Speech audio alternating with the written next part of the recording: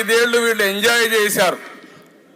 ఎక్కడ ఏది కనపడిస్తే దోచేసుకున్నారు, ప్రజల్ని హింసించారు. మామూలు కాదు, రాక్షసుల మారిగా నా చరిత్రలో ఎప్పుడు చూడలేదు. కానీ మాట్లాడితే వాడి మీద దాడి, వాడి మీద కేసు. ఎక్కడ చూసినా దందాలు, ఇసుక దందా, మద్యం దందా, రౌడీయిజం, రౌడీ మామూలు అన్నీ చేసేశారు. ప్రజలు వీళ్ళని అసహించుకుంటున్నారు. అసహించుకుంటే ఇప్పుడు జగన్మోహన్ రెడ్డి గారి కొత్త ఆలోచన వచ్చింది. ఆ ఆలోచనే ఎమ్మెల్యేలని మంత్రుల్ని ట్రాన్స్ఫర్లు చేసేయడం. అంటే మీరందరూ ఎప్పుడన్నా మీరు కూడా రాజకీయాల్లో ఓట్లు వేశారు, ఎప్పుడన్నా విన్నారా ఇది? ఎప్పుడన్నా కని ఇని ఎరుగా మనకు తెలుసా ఇవి? అంటే ఏంటిది అరాచకం ఏంటో నాకు అర్థం కాలేదు. అంటే ఈరోజు నేను అడుగుతున్నా, ఇన్ని సంవత్సరాలుగా 5 ఏళ్లుగా మీ ఎమ్మెల్యేలు తప్పు చేస్తే ప్రజల మద్దతు కోల్పోతా ఉంటే నీ ఇంటెలిజెన్స్ ఏం చేసింది? ఎప్పుడైనా పిలిపించి ఒక మాట మీరు మాట్లాడారని అడుగుతున్నా. చూసారా? ఎప్పుడైనా మాట్లాడారైనా? ఎవరన్నా దండించాడా? తప్పని చెప్పాడా? ఈయనకి దొరికింది ఈయన దోచుకున్నాడు, వాళ్ళకు దొరికింది వాళ్ళు దోచుకున్నారు. ఇప్పుడు అంటున్నాడు వీళ్ళకందరికీ సర్వేలు చేశా, వీళ్ళందరూ లాభం లేదని. అసలు సర్వే నువ్వే లాభం లేదంటున్నారు. ఆ విషయం నువ్వు గుర్తుపెట్టుకో. ఈ రాష్ట్రానికి పెద్ద అరిష్టం కానీ పెద్ద నష్టం కానీ ఈ జగన్మోహన్ రెడ్డి. ఇతను రాజకీయాల్లో లేకపోతే ఈ రాష్ట్రం ఇంత విధ్వంసం అయ్యేది కాదు. ఒక పోలవరాన్ని, మొత్తం రోడ్లని, ఇండస్ట్రీస్ అన్ని తరిమేయడం, ఒక అమరావతిని నాశనం చేయడం, ఏ ప్రాజెక్టు పూర్తి చేయకుండా పోవడం, విపరీతంగా అప్పులు తేవడం, ఇష్టానుసారంగా అధికార దుర్వినియోగం చేసి అవినీతి చేసి కడాన మీరు చూస్తే ఋషికొండ లాంటి హిస్టారికల్ మాన్యుమెంట్ని ఎక్కడికక్కడ తవ్వేసి ఈరోజు అక్కడ కూడా ఒక పెద్ద ఇల్లు కట్టాడు, ప్యాలెస్ కట్టాడు. ఏంటో ఈయనే శాశ్వతంగా ఉంటాడనుకున్నాడు ముఖ్యమంత్రిగా. నాకైతే అర్థం కావడంలా. 500 కోట్ల రూపాయలు ఖర్చు పెట్టి ఒక ప్యాలెస్ని కట్టుకున్నా అంటే ఏ విధంగా సమర్థించుకుంటామని అడుగుతున్నా. నేనేదో మా ఇంటికి అప్పుడే చిన్న రోడ్డు వేశారు, ఎంత 100 అడుగులు 100 గజాలు, దానికే ప్రతిరోజు విమర్శించిన వ్యక్తి ఈరోజు మీ ఇంటికైతే 4 లేన్ రోడ్డు వేసుకున్నాను. నేను దాని గురించి కూడా మాట్లాడడం వల్ల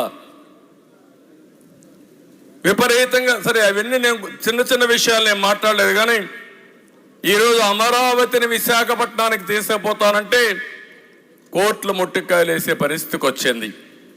ఈరోజు కూడా సుప్రీంకోర్టుకు వస్తే మళ్ళా ప్రయత్నం చేస్తే చాలా స్పష్టంగా చెప్పి ఏప్రిల్ తర్వాత మాట్లాడతామని. ఏప్రిల్ తర్వాత ఈయనుండడు, మళ్ళా తెలుగుదేశం వస్తుంది.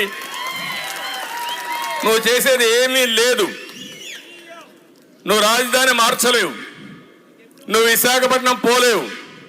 కానీ విశాఖపట్నంలో ఉండే ప్రజల్ని మోసం చేయడానికి ప్రయత్నం చేశావు. అది దారుణం అని చెప్పి నేను మీకు తెలియజేస్తున్నా. అంటే అసాధ్యమైన పని తెలిసి, ఇది సాధ్యం కాదని కూడా తెలిసి 100,000 కోట్ల రూపాయలు లాయర్లకు డబ్బులు ఇచ్చి ప్రజాధనాన్ని, ట్యాక్స్ పేయర్స్ మనీని దుర్వినియోగం చేసే పరిస్థితికి వచ్చాడు. అదే బాధ అని చెప్పి నేను మీకు తెలియజేస్తున్నా. ఈరోజు మనం చూస్తే మొన్న ఒక 11 మందిని మార్చాడు, నిన్న ఒక 27 మందిని మార్చాడు, మొత్తం 38 మందిని మార్చానంటున్నాడు, వేసానంటున్నాడు. దీంట్లో ఎవరు వీళ్ళంతా? నా బీసీలు, నా ఎస్సీలు, నా ఎస్టీలు, నా మైనారిటీలు అంటాడు. అందరినీ వాళ్ళనే మార్చేశాడు. కడవాళ్ళు ఎవరిని మార్చలేదు. వాళ్ళంతా కూడా మొన్నటి వరకు ఏమంటున్నాడు, నేను పుల్లను పెడితే గెలుస్తారంటున్నాడు. ఇప్పుడు పుల్లను కాదు, వెళ్ళింది పెట్టి గెలిపించలా? సమాధానం చెప్పండి.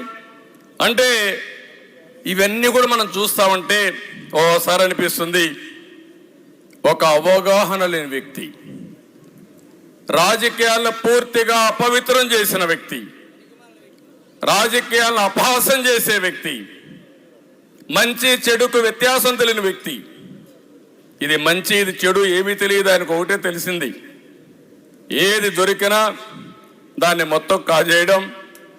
బకాసురుడు మారిగా ఉన్నాడు. అక్కడి నుంచి ఎవరైనా మాట్లాడితే వాళ్ళ మీద కేసులు పెట్టేయడం. ఇప్పుడు కూడా మీరు చూస్తున్నారు, ఇప్పుడు కూడా కేసులు పెట్టేస్తున్నారు. ఇది తప్ప ఏమీ తెలియని వ్యక్తి ఈ వ్యక్తి. మొత్తం వాళ్ళ పార్టీనే కాకుండా రాష్ట్రాన్నే గందరగోళంలో నెట్టేసిన వ్యక్తి ఈ వ్యక్తి.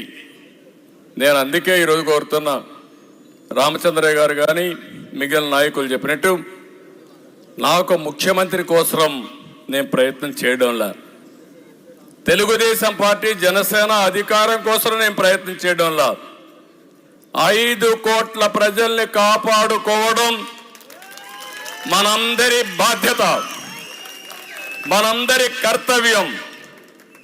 ఈరోజు మీ పిల్లల ఉద్యోగాలు కావాలంటే కడాన ఉద్యోగం దేవుడికి కానీ పాచి పనులు చేయాలన్నా బెంగళూరుకో హైదరాబాద్కో చెన్నైకి పోయే పరిస్థితి ఉంది తప్ప ఈ రాష్ట్రంలో ఎవ్వరికి ఉద్యోగాలు వచ్చే పరిస్థితి లేదు. ఇలాంటి పరిపాలన మళ్ళా కంటిన్యూ అయితే ఒకటే చెప్తున్నా, ఈరోజు ఎంత భయంకరమైన పరిస్థితి అంటే ఈ రాష్ట్రానికి ఎవరన్నా రావాలన్నా భయపడిపోతున్నారు. 30 ఏళ్ళు 40 ఏళ్ళు కష్టపడి సంపాదించిన సంపాదన ఆస్తుల్ని, ఒక పోర్ట్ కావచ్చు, ఒక ఆస్తి కావచ్చు, ఒక ఇండస్ట్రీ కావచ్చు, ఇవన్నైనా మెడ మీద కత్తి పెట్టి వాటా రాసిస్తావా సస్తావా అంటే రాసిచ్చేసి ప్రాణం ఉంటే బలిసాగు దీని బతకచ్చని పారిపోయే పరిస్థితికి వచ్చారంటే ఈ రాష్ట్రంలో ఎవ్వడికి రక్షణ లేదు. నిన్ననే విశాఖపట్నంలో ఒక దళిత అమ్మాయి పైన 11 మంది అతి దారుణంగా పైశాచికంగా రేప్ చేశారంటే ఈ రాష్ట్రంలో లా అండ్ ఆర్డర్ ఉందా? ముఖ్యమంత్రి విషయం పట్టించుకున్నాడని అడుగుతున్నా. ఇలాంటి వ్యక్తి ముఖ్యమంత్రికి అర్హత ఉందా అని అడుగుతున్నా. నా పీరియడ్లో ఒక ఇష్యూ జరిగింది. పిడుగురాళ్ళలో ఒక మైనారిటీ అమ్మాయిని కొంతమంది రేప్ చేస్తే 22 టాస్క్ ఫోర్స్ కమిటీలు వేసి ఎక్కడ భూమి మీద ఉన్నా వాళ్ళ పట్టకరమ్మని చెప్పి పంపిస్తే 3వ రోజు ఊరేసుకుని ఆత్మహత్య చేసుకుని చనిపోయాడు. అది తెలుగుదేశం పార్టీ సత్తా. అది ఒక డెమాన్స్ట్రేషన్గా చేశాం. అది చేసిన తర్వాత నేను ఇక్కడే విజయవాడలో ఒక పెద్ద ర్యాలీ తీశాను. ర్యాలీ తీసి ఎవడైనా సరే భవిష్యత్తులో ఎలాంటి ఆడబిడ్డలపైన కన్నేసినా, ఎక్కడ తప్పు చేసినా ఇదే శిక్ష ఉంటుంది, జాగ్రత్త అని హెచ్చరించాను. ఒక్క ఇన్సిడెంట్ జరగలేదు నా పీరియడ్లో. అది